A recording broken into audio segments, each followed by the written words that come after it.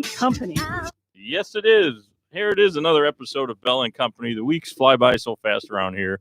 Yeah, it's just kind of a special week and a little bit sad for us here on the Bell and Company show.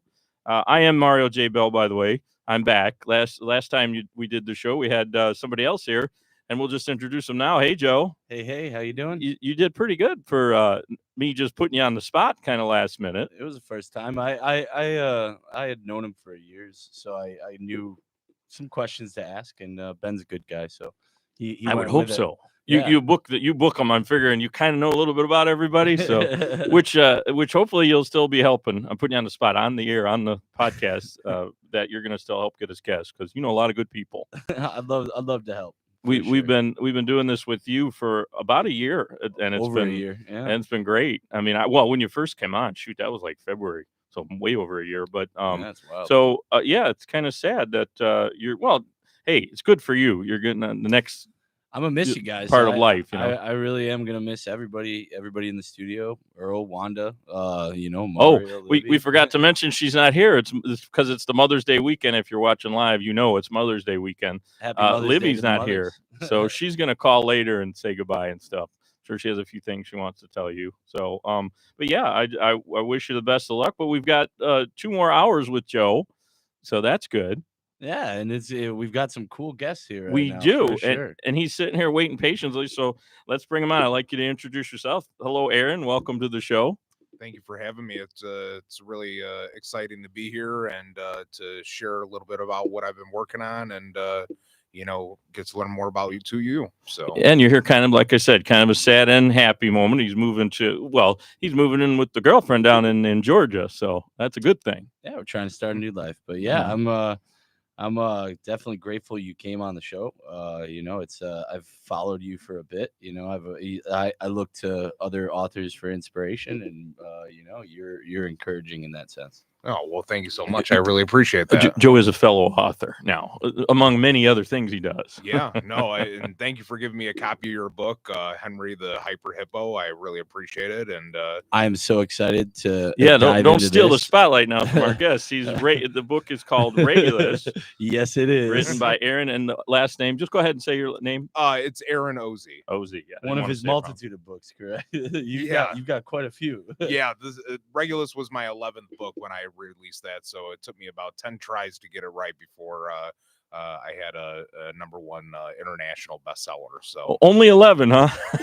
Only Jeez, 11. That's awesome. 11 books. So the cookie crumbles, right? This is what you do. You don't have other things going on. You're just a author. Yeah, I'm primarily an author and an actor. So you do the acting. He mentioned something about it. So where's the acting? Yeah, so where have you been acting? Where do you act? Where do I see you? So I'm actually going to be in a new TV show called The Giant, which is a crime drama, like a cop show. So that's all I really want to kind of say about it for now, just because it's there's certain things that are still developing with the show, and we're going to be filming later on this year. But I can say though that I will be playing the role of Al Simmons, who is the news anchor in the show. Do you have to travel? No, they're actually coming here to Chicago. Most of the filming will take place in Tulsa, Oklahoma. Oh, no kidding. And that's where they're filming that show with Sylvester Stallone. Tulsa King. Yeah, Tulsa King. Yep. So Tulsa, Oklahoma is where most of the filming will take place. But it's a nice city. Yeah. And on top of that, with me being here in Chicago, I get to sit in a nice, cool newsroom instead of being out in the baking heat. So is this definitely better. Is this part of the Chicago shows on NBC or? No, so okay. It's brand new. It's the way that it's structured is unlike any other show that's really out there right now. But a lot of other law enforcement shows have had a strong influence on the development of this project, and I'm very excited to be a part of it. And shout out to my manager Kevin B. Ploth for making that possible. And Kevin is not only the creator of the show, but he is also my talent manager. So he's the creator of the show. That's so cool. I did not know that. So when he created the show, he's like, I have the perfect role for you. You have the demeanor of a news anchor, and I think you would be perfect for Al Simmons. And I said, let's do it. You got a That's great pretty- voice for it. I really think that, It's like, and you literally present yourself in a way that definitely would be news anchor worthy of. He's got the suit. He's got a little bit of a brighter color than they normally would choose, but he's ready to go. He knows he's got the outfit on I today. think the first day on set of me being, in the yellow suit would shock a lot of people, but Are you gonna wear a yellow suit on set? no. We'll get to the whole story behind that in a second, but I'm very interested in this. Is it a big network that you're going to be on, or just can you even say it yet, or what's the deal? So we have a distribution deal in place right now for the show, but at this point, we're uncertain as to which networks are going to pick it up. But I think right now we're going to mainly aim for streaming versus going direct to TV. So like a Netflix maybe, or a Hulu show, or something, Amazon, something like that. I heard Paramount Plus was passed around quite a bit. That's a good one. They got a lot of good stuff. AMC was passed around as well. So, but there's been a tremendous interest in the show, and I'm just so fortunate to have a small part in it. So. That's phenomenal. How far along are they? So is it in? You've already shot scenes then. It's ready to go? Or? Not yet. So, right. But the cast is casted. I saw that. Yeah, well, I guess so. Yeah, everything is casted, and at this point, we are just waiting for shoot dates, and everything will be underway. So, but it will be very fast. I think we're only shooting the first 5 episodes, so just the first season, and then we'll go from there. So. I've noticed that the seasons are much shorter than they used to be. Back in like when TV was still young and maybe just getting into color, you did like 32, 36 episodes. Now it's like you just said, a Netflix show is like, or Paramount's like 6, 8 episodes. Yeah, I find that interesting. Well, the nice thing about this show is that the episodes will be 30 minutes in length. So, very digestible episodes, and, something where, after you watch one episode, you're just going to want more and more and more. And that's what I think is going to make it really special. So, well, this does sound kind of short, though, even for, like I said, most of the series are, even the Landman show, like speaking of Paramount Plus, I think they're already on getting for season 3, and they just like started. So it's kind of much more truncated than the old TV ways. But is it maybe kind of a trial run then with you that it's 5 instead of like 8 or 10 or 12 or whatever? It's kind of usually they get with the networks greenlighting things. Pretty much, like they give them you 5. Got to give them a taste before they're gonna fully bite. Well, that's 5 why episodes would be. That's kind of what I'm getting at. I'm trying to ask for the audience that maybe doesn't know. In the old days, you used to shoot a pilot or 2, right? Like the show Star Trek from TV, not the movies, everything it is now. But when it was originally a TV show, they shot it down and they did another pilot. So, but that was it. They didn't have episodes ordered right away. So that's, I'm wondering, maybe somebody has probably already said that we're going to do this for you. Yeah, there's already backing behind it, and awesome. we're just taking an extra step, let's just call it. I'd say that's a good way to look at it. I think it's smart to take those extra steps and kind of have that in place for future. Well, it sounds like they're ready to go. That's what I'm getting at. Maybe we're only supposed to talk about a little bit, but it's just, I love hearing that. I love people that doing these big projects, and I'm really it's amazing excited. how the business goes.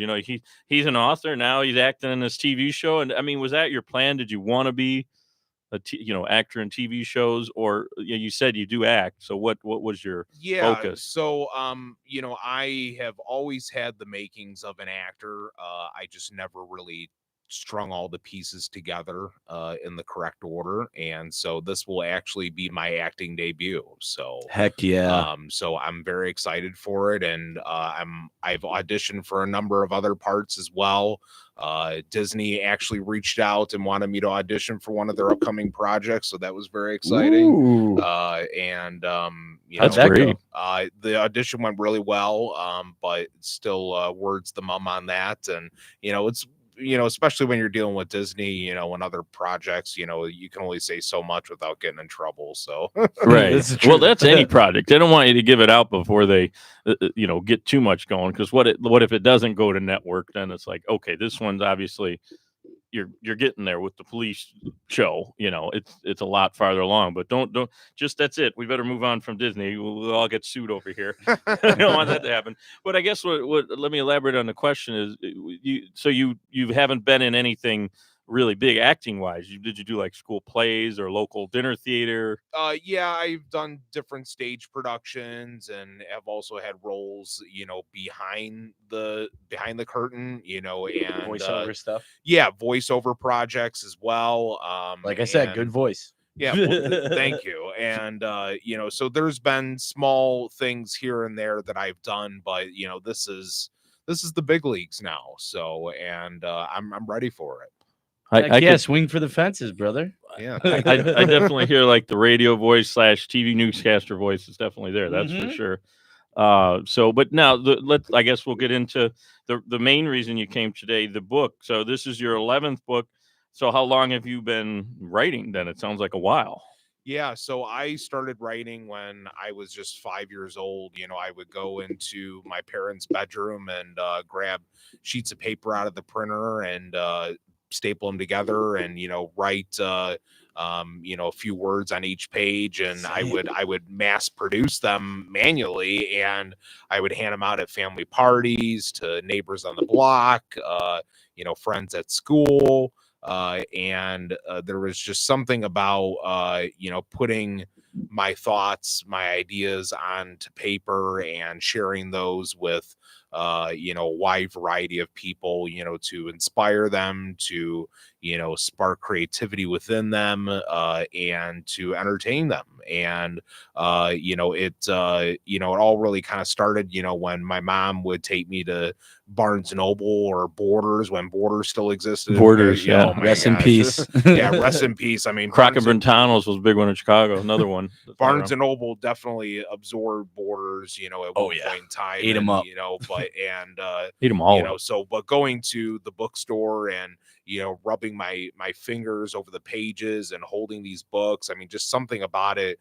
It was a very sensory thing for me, and you were actually made something. You didn't just like journal or do it for a school project. This was something that you gave to people. Then yeah, oh yeah, absolutely, yeah, and so I was very much inspired by the simple act of going to a bookstore and and just wondering what it would be like for me to devote myself to a project like that and bring everything together creatively, idea wise, and generate a story that would be loved by all. And I didn't know what that would mean until I eventually came out with Regulus. So wow, that's pretty awesome. I mean, so but how many years that you've been like where you've been published, I guess would be the next question. Yeah. How long have you been a professional? Yeah, so I started publishing when I was 15 years old. So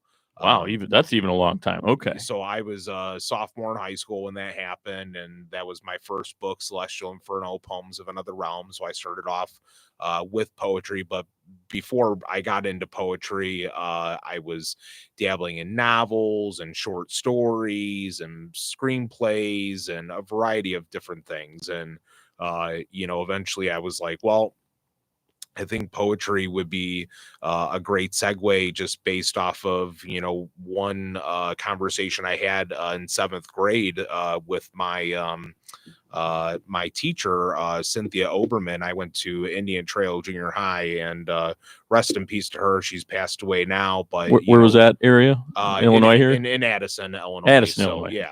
And Addison, oh. Yeah. Not the street. Yeah, not by Wrigley, but the city. Yeah, so I when I was in class one day, and she saw that I was dabbling on my notebook while she was teaching, and I told her what I was working on, and she's like, no, like just go ahead and continue doing what you're doing. And she invited me to come after school every day and share my stories with her. I was primarily working on short stories at the time, and one day she proposed this monumental question to me, and she's like, have you ever tried writing poetry? Would you give it a try? And I said, yeah, absolutely. I'm like, of course I would.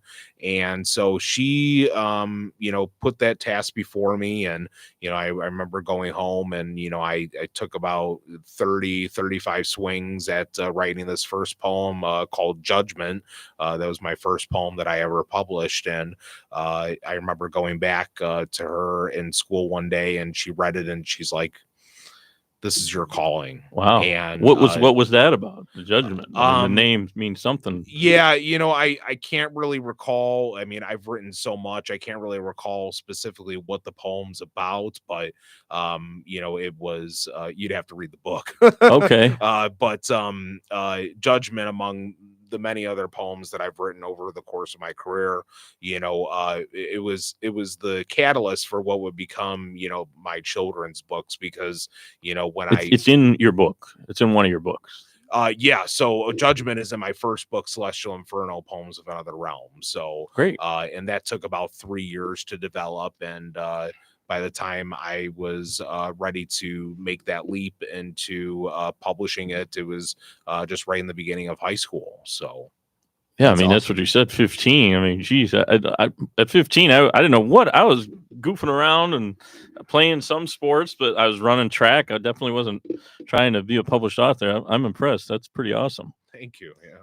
I don't know. Well, I'm assuming that this is what, 10, 20 years ago. I mean, I don't know how old you are, but yeah. How long have you been doing it now? Well, it just so happens that Joe and I share the same birthday. So May 22nd, I'll be 29 years old. So. Oh, no kidding. And what are you dropping on May 22nd for everybody? Yeah. So on May 22nd, I'm dropping, I've taken a step into video game development, and look at this guy, actor, author, now video game development. And so I'm releasing Chasing Cheese is what it's called. It's chasecheese.com. And say it again. Infuriating. Yeah, it's chasecheese.com. There we go. And Chasing Cheese, it's very much combined of the retro gaming era, but also me as the main character collecting blocks of cheese and trying to ramp up as high of a score as you possibly can. Does the graphics look like Minecraft or like your book here, the graphic, or is it actually like 3D, like it's more a mixture of both. Oh yeah. So almost like a Mario too, in a sense, at points. Yeah, right. Right. A little more realistic looking, but still you can tell it's an animation. Yes. Interesting. I can't wait to see that. Oh Chase, no, it looks like a video game, like a retro. CHASE cheese, CHEESE. Yeah, chasecheese.com. Yep. Okay. It'll be open on the 22nd. Yeah, the 22nd will be out. But so far I've already started sharing it with different individuals for testing, and the kids that have tested it so far have become so addicted to it, and in the best possible way. And because the game is a little challenging, but at the same time, though, it's fun. Are you giving Minecraft? It really makes me angry. I'll say that, but I love it. Joe was one of the people that sampled it. Yes, exactly. I was just going to ask you, how do you just gave it to friends to try, or isn't there like a testing they do with the development company for the game, or how did that work? I developed the game myself. All right. Yeah. So you're the guy that decided, let's do the A/B testing groups, exactly. Market research. Right. Yeah. How'd you develop that? What apps did you use? Or very curious how that works. So I have a background of programming, so I was able to custom code the video game and and develop the graphics and everything that was necessary in order for it to run. Wow. Quite literally run. I was inspired by a game called Temple Run, which is very popular, or was popular about 10 years ago. About 10 years really ago. Good game. Yeah, very good game. Every once in a while I still will play it, and so I was kind of inspired by that concept. Man, I'm thinking when I think of video games, I'm all the way back to Miss Pac-Man and Pac-Man and Space Invaders. So you're way ahead of that time. You're more of the Nintendo NES, like the newer Nintendo and up level, where it looks very much feels like a graphics. Nintendo game. Yeah, it's Nintendo or Sega, you know. Yeah, but Sega, but it's more advanced looking. Obviously, it doesn't look like an arcade game from the 80s and 70s. No, it's very polished and animated well, and animated well. And I was speaking with my brother-in-law Juan, and shout out to him because he's one of the original people who tested the game, and he shared it with his daughter Juliana, and she was playing it for 4 hours straight. Whoa, and, must be great. And was trying to he was trying to take the phone away from her, and she's like, no, I need to play Tio Aron's game. How old is she? She is 4 now. What's her PR, personal record? How many cheese blocks did she get? I think she got up to about 23. So wow, she beat me. You're giving away the game. They got to go see it again. Just say the website one more time. Yeah, it's chasecheese.com. And so the age group, I guess, is what I hear. We don't like asking people their age, but it is kind of important for this. What if people want to use the game? What's like? Is it supposed to be for teenagers? It sounds like younger kids. It's all ages. Yeah, I think everybody could use it. It's like, you know, it reminds you of addictive games like Flappy Bird, stuff like that. Where you just, I was just gonna ask Angry Birds or Words with Friends or Wordle, something like that. Yeah, it's like a good phone game in a sense. Like where you just play it from your phone. That was my next question. You play it on computer too. Is it for like you plug in a cartridge like an NES system, or no? It's a PC game. You know, something where you just visit the website and you can immediately play it for free. You know, it's not a paid game. But you can play it on both web and mobile browsers. So all right. So it's going to take off fast. It's going to take off fast. It will be. I personally think it was addictive, and I was getting angry at it a lot, and I loved it at the same time. So it's just like it was a fun. Now game. I feel left out, but we don't know each other, so it's okay. But I would I'm going to go look at it now, so I can just like after the show, I can go home and play it if I want. Oh, absolutely, yeah. I'm going to watch you play it before we go. So. All right. That's interesting to see that you're doing that. I mean, that's kind of the coding. So where did you get into doing the computer stuff in college, high school? Because that's not really writing. I mean, maybe you're writing code. You're not writing script for a book. But. Right. Yeah. So before, as I was, climbing the ladder to becoming an internationally recognized author, I was also, I had to go to school, and, I was taught, raised to, get a good education. And, my parents knew that if my creative ability, wasn't going to pay off in the long run, that I needed to fall back on something. And so didn't they always say that? Parents always are telling you, not that I don't want you to be an actor or a writer, but just have that other, just in case, in my back pocket. And so I decided to pursue an education in marketing. And where at? So I went to I stayed locally. I went to College of DuPage, and then I eventually went to Lewis University as well. Both have great programs for TV broadcasting, media, marketing. Yeah. And so I was eventually, before a lot of that happened, I started doing, creating websites for local businesses. And I worked a lot with the VFW too, which was great. Through that, I dabbled in, video game development, mobile application development, and all of it really is self-taught. So, because I consider myself lucky that I started to grow up with the boom of the internet, and, there was so much available online that I'd never really had to seek out, formal education in order to acquire those skills. Well, YouTube is Joe asked. There you go. Like you learn it on YouTube. But Joe asked that a minute ago. Let's back up and get what do you use for a programming language then? How do you make a game? So HTML and JavaScript. He actually straight wrote the code. Yeah, you wrote code like a website code, but it's a game. But the funny part about this, and Joe, this is the part that you don't know, and is how the idea for the video game actually came to be. So when Regulus was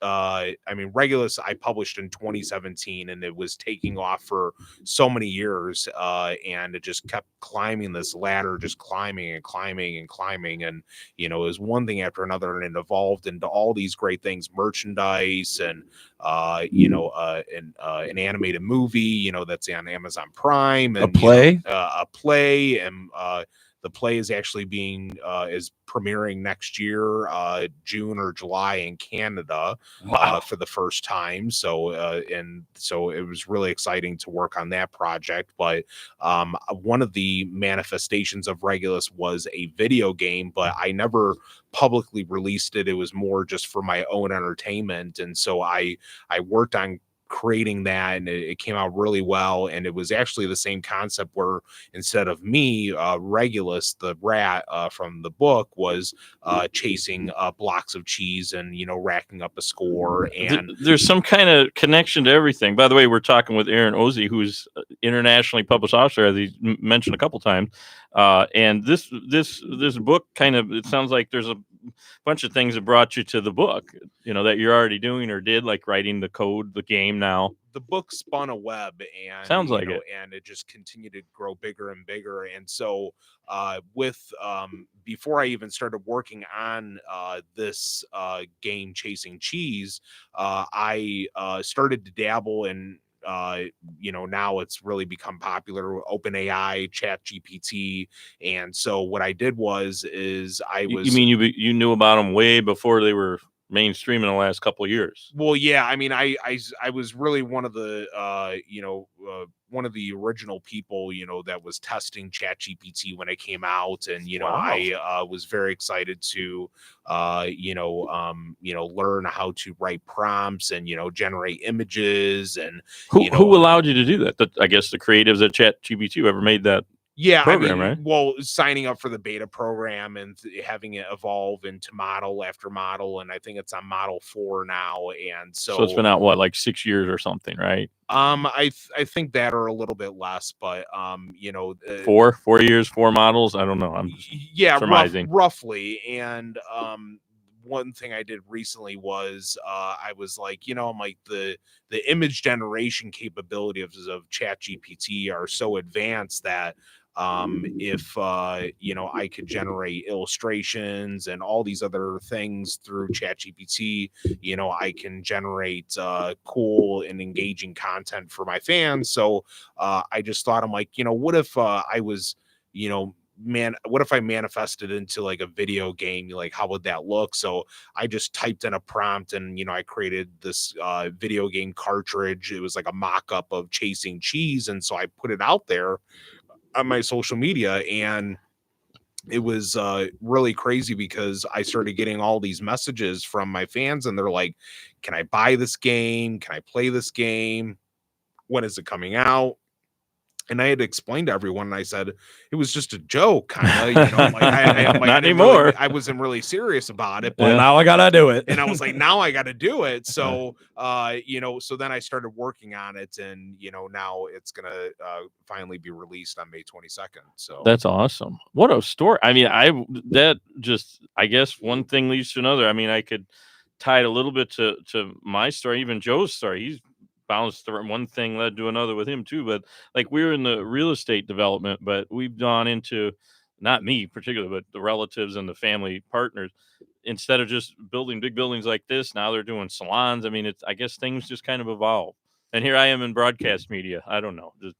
You just go in weird directions, I guess. It's truly a remarkable thing to stand back and look at how life spins. Yeah, life spins, but how vast Regulus as a brand, but also how Aaron Ozee as a brand has grown, and all the different people that it connects with, not just here in the United States but around the world. And it's really a remarkable thing to go to bed at night and just think of all the parents and children who are, actually falling asleep or, getting ready for bed or, entertaining themselves with my book. work, or not even just this book, but, any manifestation of my works. Oh, well, that's true. I was going to say, not just the book now, you got the game, and you'll be seeing you on TV. Well, will it be TV, right? Or, just like cable or streaming service, but still like through TV. I want to talk about the book a little more. So the book has been out. You're making a living just off the book. It's been out for a while. Yeah, I mean, that's just one of the many things that's a part of my literary empire, your current Timothy Timber, right? Right. Yeah. So to talk about a little bit about Timothy Timber for a second, so Regulus, it was producing a very steady income for a good many years, and it just continued to grow and grow, and I sent a copy of it to space, to Mount Everest. Awesome. Really? I did so many different things with the book in order to promote it and turn it into I had the idea of making it into the most interesting children's book in the world, and almost great, like great goal, almost kind of like based off that Dos Equis commercial, the most interesting man in the world. So book instead of man. Well, what did you just reference? What did you say, Tim? So Timothy Timber was the book that came after Regulus. So I partnered, as I started to grow as a creator, I started to really get involved with people in Hollywood, other actors, musicians, athletes, and one actor in particular. I don't know if the two of you have ever seen the movie Grandma's Boy before. Of course. Yeah. So in the movie there is Dante. And so me and Peter Dante co-wrote Timothy Timber together. Wow. No kidding. That was my first celebrity collaboration. He's in a band now, isn't he? Yes, he is. He was just in West Chicago a couple weeks ago. So. Didn't he have something to do with Happy Gilmore too, or no? He was in a lot of He's in a lot of the movies with Adam Sandler. He's been in most of his films, and Adam's a great guy as well. So you worked with Adam Sandler too? I've spoken with him a couple of times, and just a great guy. And Dante and I have been very close ever before the pandemic, and we were just waiting for the right opportunity to collaborate. And I approached him one day and said, hey, I have this idea for a children's book. Would you like to become involved? And he said, yeah. So I met him out in LA, and we spent 3 days solid in my hotel room, having the time of our lives. And you could only imagine what that means. And and putting our heads together and creating the story. And by the time of we were done with that session, we walked out, and we had a fully written book, and a few months later it was completely illustrated and ready for publication. And who did the illustrations on that one? So Fatima Arif did the illustrations for Timothy Timber. Okay. And for Regulus was Makita Harritz. And he's no longer with us, you said. Makita Harritz, she lived in Ukraine, and unfortunately with the Ukrainian conflict with Russia, she perished. And that's horrible. So absolutely, there's not going to be another illustrator like her. The contribution, she has no idea the contributions that she's made to my career. But up above, I'm sure she's looking down, with a smile on her face, and the amount of I would hope she brought to the story that she brought to life with her imagery is just beautiful. We're going to talk about specifically it, but now you're on the other book. So where is your other book? What's the name of the other book? With Timothy Timber. Timothy Timber, is that now out?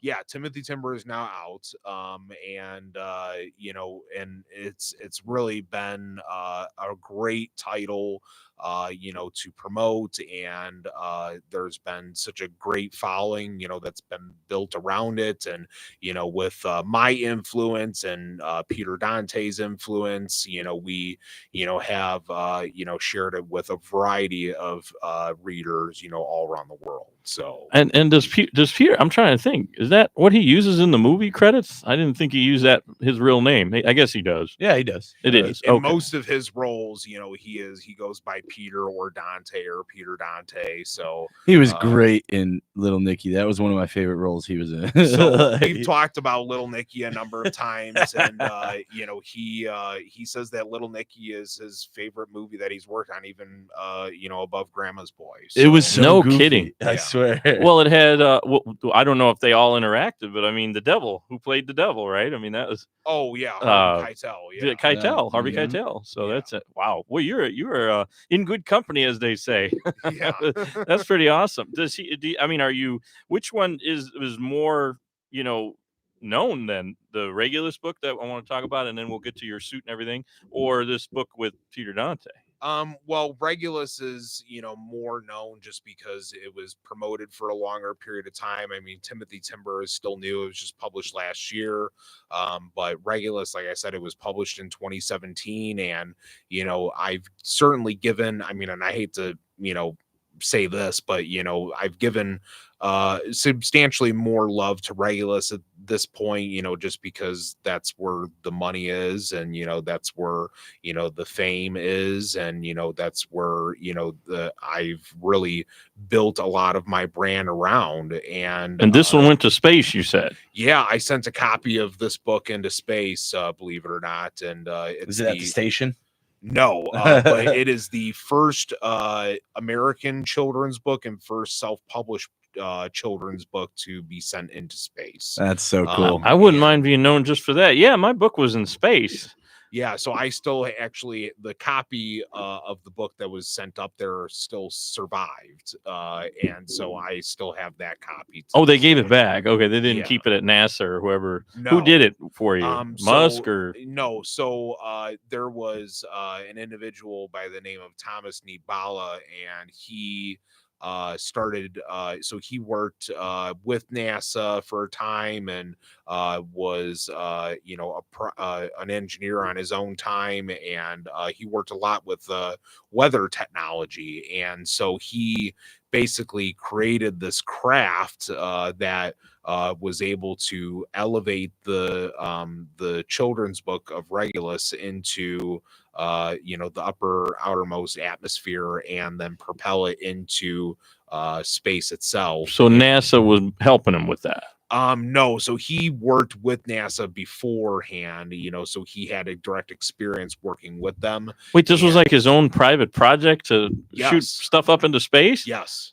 Got to get the Regulus up there. Okay, but so I guess because he worked with NASA, he must have had some kind of clearance. That's why I thought you were going to say his work. Oh, you're talking about the clearance for it. Do it, to shoot it up into space. I didn't think anybody could just shoot a rocket up there. Yeah, so he has certain connections, obviously, certain permission to do that. Apparently. And but he lives in Ontario, Canada, so that's where he did it, was up in Canada. And the first time that we launched it, it failed because there was a very tiny leak, very micro, in one of the two weather balloons that were being used to carry it up most of the way, and it floated over a Canadian forest for about 10 hours before it crash landed into a tree, and it was unretrievable. So we actually had to redo the whole thing. We had to replan it, and it was all, there were so many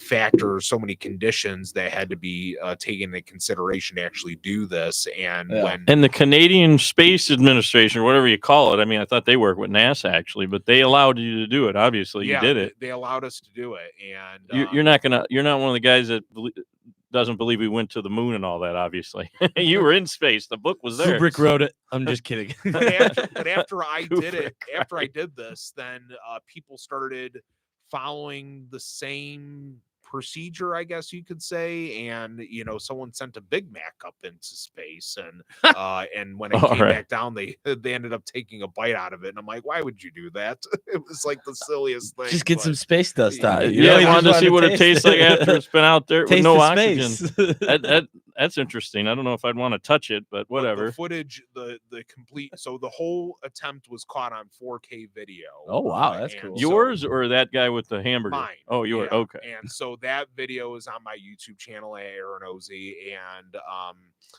it was sponsored by a number of different organizations to make it possible. And the crazy thing is that it's not the footage of it sending and actually being suspended in space, but it's the footage of it coming back down, which is the most breathtaking, because it's spinning at like several hundred miles an hour, and it's like attached to this craft, and it's what does the craft look like? I just said missile, but what is it really? What was it? A box? I mean, what do they put it in? Yeah, well, I mean, it was attached by 2 weather balloons initially to carry it all the way up there. And, it was basically, I mean, to put it simply, like a box-like craft, with, an extended arm, and the book was positioned and fastened on one end, and there was a camera on the other. And, it was made to be as simple of a craft as possible. But at the same time, I mean, it had to be with enough propulsion. Right, exactly. So, but it wasn't a rocket. It wasn't like a closed-in rocket like you see at NASA. No. Okay. So the book itself, I mean, you're wearing yellow. What's the whole? Is it just because of the cheese, or what's the tie-in? Yeah. So the story of the yellow suit, is an interesting one, because I never intended for the yellow suit to actually turn into anything. I was the Regulus book was adapted into a movie on Amazon Prime, and I was going to have this mega premiere of the movie, and it's all done in stop motion, by the way, which is really special. And I was going to have a premiere at the Hollywood Palms in Naperville.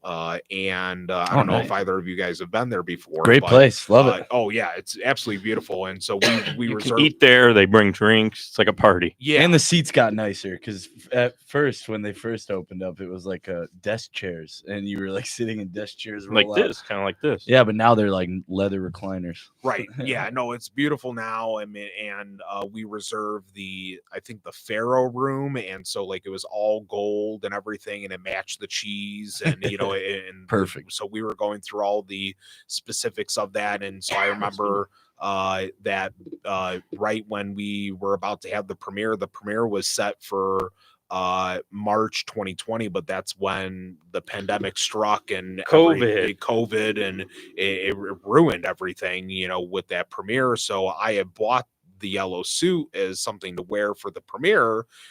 Never got to wear it. One day something, compelled me, and I told me that I was like, well, I got to give this thing a shot. I need to wear it. And so what I did was I was like, I'm going to do a little bit of a social experiment. So I hired a camera crew to follow me around in downtown Crystal Lake. Okay. And Crystal Lake. All right. And so I just chose that town for, its beauty, and, the amount of people that were concentrated in the downtown area. And I just said, I'm just going to see what happens when I walk around with this thing and see what the response is. And I was just people just flocked to me, wanting to take pictures, asking for autographs, and they most of them didn't even know who I was. And they saw you with the suit and the book, right? And so they saw me with a suit and a book, and I had the Regulus plush with me as well. And I was also there to take some nice pictures, but there was so many people gathered around me, just trying to see what was going on. And I said, there's something here. And so the yellow suit permanently became a part of my personal brand, like the Aaron Ozee brand. And because just to explain something to the audience, listening now, there is a younger audience that is, attracted to my work and fans of my work, but there is an older audience as well, that is attracted to my work as well, and that's why I do Comic-Cons and other conventions. Nice. Where I interact with fans and take pictures and sign autographs and all that great stuff. And it's really interesting because you gotta imagine when someone is giving or gifting you a children's book, or actually bringing a children's book into their home. The adults are the ones who are whipping out the money to actually buy the book, so Sure. you have to kind of sell the adults on it first, even before the kids, because the kids can say they want 100 different things, and then if your product is chosen out of that, then great. Then you if it's like if everybody's buying it, then you got to have it, right? So you had to create a little buzz. So, but Comic-Cons are a good way to do it. I had to create buzz on both ends, really, with both demographics. So, and you did. Yeah, and I did. And now it's a movie. Go ahead, say it all again. So it's a movie. You're doing a video game. It's a movie. It's a video game. It's merchandise. A play next year. It's a play. It's turned into all of these different things, and I'm just so grateful for how much it's grown, and where it's still headed. I mean, the trajectory has not stopped. It's still getting bigger and bigger every day. So that's pretty awesome. We gotta have you back when the TV show comes out. Then you got more to talk about. Yeah, no, I'm always going to have something to talk about. It sounds we'll like be glad to have you in. I, Sure. I can't say I know anybody. Well, now I know one person that actually, not himself's been in space, but involved with the space program. That's pretty awesome. So you mentioned Canada a couple times. Do you have more buyers from Canada or America? Oh, definitely from America. Well, he's international though. Well, United States, I mean. Right. Yeah, definitely in the United States. That's where my biggest hub is at, but Canada, there's a lot of fans up there. Mexico definitely as well. Awesome. Overseas, like in the UK, a lot of people are over there interested in what I'm doing here in the States. This seems like it would take off in the UK for sure. Yeah. One of the coolest collaborations that I've ever done social media wise was with and I don't know if you've ever followed him or him on social media, but Puggy Smalls. He's one of the most known pug celebrities in the world. Aside from Doug, I've probably seen the memes with him or something. So, and I got in touch with his owner and I said, wouldn't it be funny if we got like a real giant wheel of cheese and put a little cheese crown on top of him and just had him like licking the cheese and being all cute with it. And he's like that would be awesome. And it was still to this day, it's one of his most successful collaborations in terms of engagement. Wow, that's awesome. They got him like 10 million views or something. I know they get a lot of views on those. It was an insane amount of views and likes and comments, and it just blew up. And that was just one of the things very early on with Regulus that happened that just pushed it in the right direction. And then talk about the amount of fan art that I received from readers around the world too. For a while it was many depictions of Regulus and various art styles, but then it turned into people wanting to depict me in different art styles based off the yellow suit. And so now the yellow suit has had that much of a profound impact where it's got a life of its own now. It's got a life of its own, but not only that, but you don't even have to see my face like that. The yellow suit itself stands out. And for sure. Two things about the yellow suit that I think you both would find interesting. One of the biggest fans of my yellow suit is actually Alice Cooper. Me and Alice have That's kidding. Yeah, me and Alice have connected a number of times. And isn't he based out of Chicago area now too, or is he? I thought he did. He has a home in Chicago, but I think he still primarily resides out in LA. So oh man, okay. Are you going to be back and forth? You're telling the story about the suit, but do you stay here in the Chicago area, or do you go like to LA or wherever, travel around? Yeah, well, I have how I explain it is, I have my agent who handles all my acting out in LA. I have my talent manager out in New York City.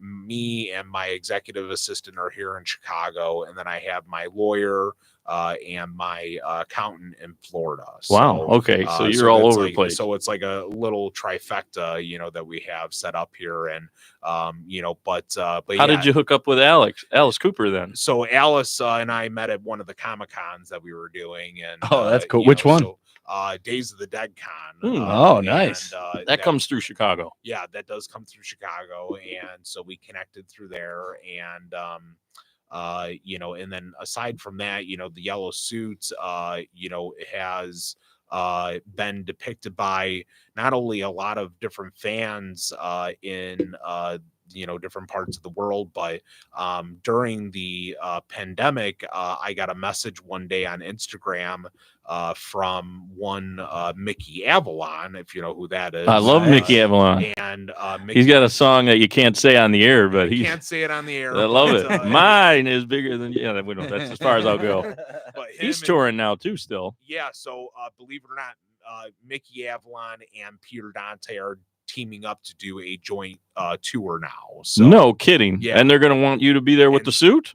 Well, possibly, but they're both friends of mine. Peter's band is decent. I liked it. I listened to it. Yeah, the Danksters. Yeah. So, but he's doing his Live, Laugh, Love tour right now, and he's been doing that since the new year. But wow, this is awesome. During the pandemic, Mickey reached out to me and was like, "Aaron," he's like, "I love the yellow suits." He's like, he's like, "Would you let me paint you?" And I said, absolutely. And so he was I was going to say he's into art. Yeah, right. Okay. He's fine art, like painting. Yeah, right, exactly. And so he was in Indonesia with his wife Minnie, and Mickey and Minnie, and they were in Indonesia in a villa, staying. I mean, I very nicely set up during the pandemic, if you ask me. But he worked on it there, and then sent the painting to his mother or grandmother in California, and she had it professionally framed and then sent to me in Chicago. And for a celebrity to have done that for me is there are Instagram pictures of that now. I can go find them, because about a year or so ago he had pictures of like his artwork. I think that was one of them. I'm not 100% sure, but I'm definitely sure that it's because I recall. Wow, I would have never associated you with the Mickey Avalon photo or picture art, but that is awesome. Boy, what a story. We need to make them. Well, you're already doing a TV show, but you're not yourself. They need to make a movie about you. Well, that's also another project. So there's a writer who's currently working on a biography about my life, and just trying to detail the different steps that I've taken to getting to this point, because it has not been easy, and there was a lot of things, a lot of hardship that I experienced growing up, and getting to this point was extremely difficult. But I'm living life to the fullest. You made it. You're still in Addison, Illinois. I mean, that's a nice area to be. It's not like you're living in the slums somewhere or something. No, and at the end of the day, I'm not going to live in some mansion in LA. I'm staying here, and I grew up in, the Chicagoland area my entire life. And, I enjoy living humbly, and all I care about is, at the end of the day, as long as me and my family are taken care of, that's all that matters. So. I think you will be taken care of, especially when the TV show comes out. You got the other book with Peter Dante. I mean, this is wonderful. I love the connection with Mickey Avalon. I've actually talked to him about being a guest, so now I know who I can. Maybe you can jab and say, I'll send him a limo or something whenever he's in town, because he was supposed to be in town. I don't know if maybe I missed it. That was last year already, I think. Yeah, no, he was at the WC Social Club. That's it. Yeah, that was last year, though, wasn't it? And then so was Peter Dante a few weeks ago. You mentioned that early on, but actually before the show, I think you mentioned that. Yeah, but that's pretty awesome. But yeah, so it's been really. You're bringing LA to Chicago. We don't need LA. We don't need New York. We got Chicago. LA, I mean, it's a whole other beast. It definitely really is. But Chicago. I mean, it's my home. And I love it for what it is. And I definitely want to have you back on the show to talk about like where the TV show's at, the biography's out. So I'm sure we could find another reason to have you on, because it seems like I always say this, we need like 3 hours, but that's a long interview, but more than 45 minutes to an hour, it seems like it happens every time. So I really appreciate being on and to talk about the main book that tied in. We can sum it up. Thank you for being here, Aaron Ozee. The book was Regulus, tied in with the game. Say the game again. Chasing Cheese is chasecheese.com. Chasecheese.com. Of course, he was in space. Well, the book was in space. So, I mean, there's so much stuff that he's doing.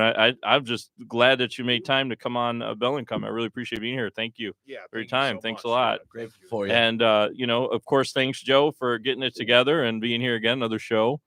Yeah, Libby missed a fun one. I'm sure she would ask some questions. So she'll just email you her questions.